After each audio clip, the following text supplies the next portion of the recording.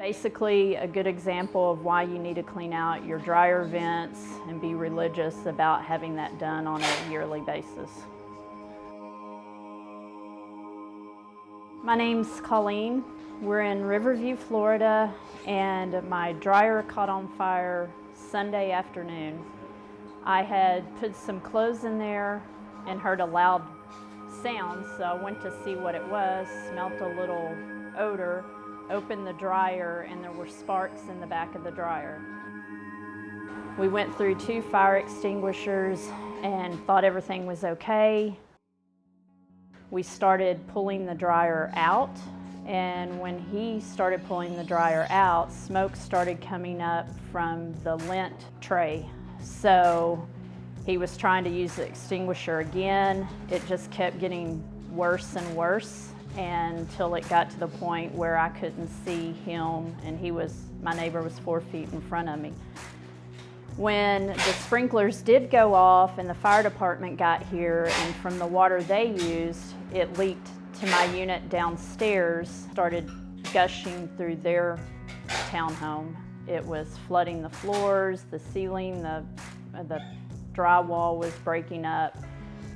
So it's important to act really quickly in situations like this, whether it was a fire where a lot of water was used by the fire department, or flooding in your house or apartment, because mold growth happens within 48 hours. So if you let those items sit in your apartment, in your house, wherever you are, mold growth is already actively growing. The relative humidity inside of your apartment or house is going to be much higher than what it normally was. Anything above 60% is where you run into the risk of problems, and those are huge health issues for you.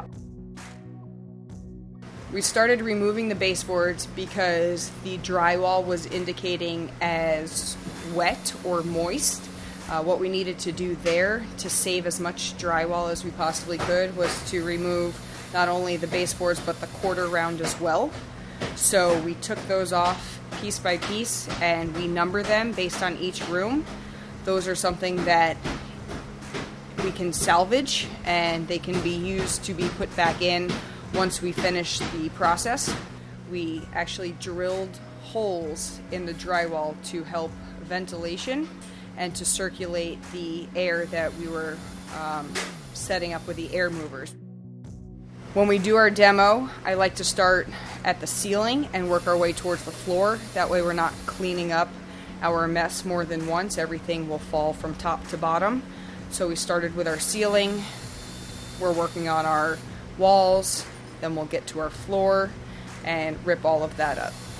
Water is a challenging line of our business, because even with a little speck of water that is left, it can cause a lot of damage later on down the road. So we need to make sure that everything is completely wiped up and dry before we even start any build back.